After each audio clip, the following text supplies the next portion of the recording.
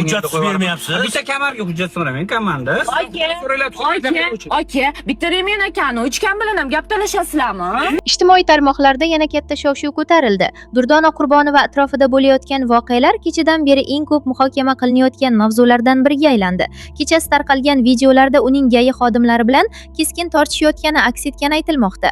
Bu lavhalar qisqa vaqt ichida butun tarmoqlarga yoyilib, turli xil fikr va taxminlarga sabab bo'ldi. Kimdir bu holatni keskin tanqid qilmoqda. Bu juda noto'g'ri. Qonun hammaga bir xil. Boshqalar esa vaziyatni tushunishga harakat qilmoqda. Balki tushunmovchilik bo'lgandir. To'liq holatni bilmay turib xulosa qilish qiyin.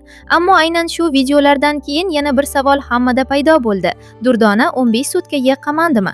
Mana shu savol hozir ijtimoiy tarmoqlarda eng ko'p muhokama qilinayotgan mavzuga aylangan.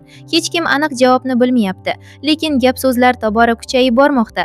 Bu haqiqatdan ham shundaymi yoki yana bir noto'g'ri talqinmi? Bitta narsa aniq, bu voqea hali uzoq muhokama qilinadi. Siz nima deb o'ylaysiz? Izohlarda yozib qoldiring.